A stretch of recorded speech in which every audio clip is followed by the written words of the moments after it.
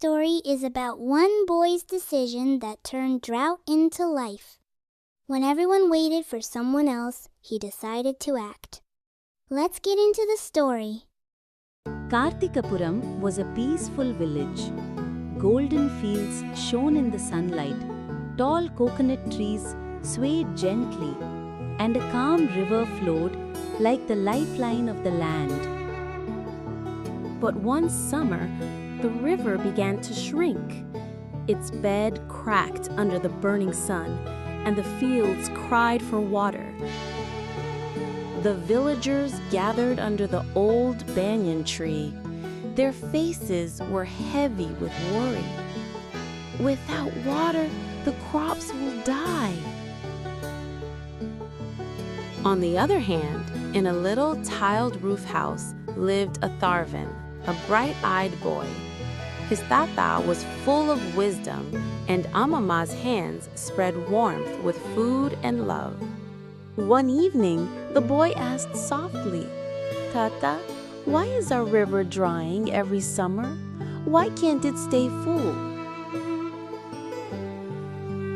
Tata sighed. "The canals that bring water to the river are blocked. The villagers think the task is too hard, so no one tries." The boy's eyes shone with courage.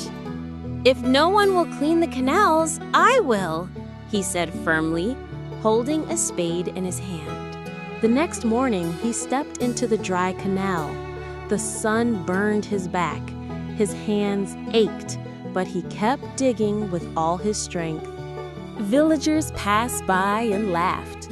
"How can a boy do what grown men could not?" they said. But the boy's hands never stopped. Every day, his grandmother walked to him with lemon rice and cool buttermilk. Soon, the children came, laughing as they scooped mud with little hands. Together, they turned hard work into joyful play. The elders watched in silence, then slowly joined in. Strong hands lifted stones. Steady feet fixed the buns. Hope grew with every step. Then, as if the heavens had been waiting, dark clouds gathered. With a roar, the skies opened and rain poured down in joy. The canals carried the rainwater, rushing and tumbling. Everyone in the village was happy and celebrated, dancing and appreciating Atharvan.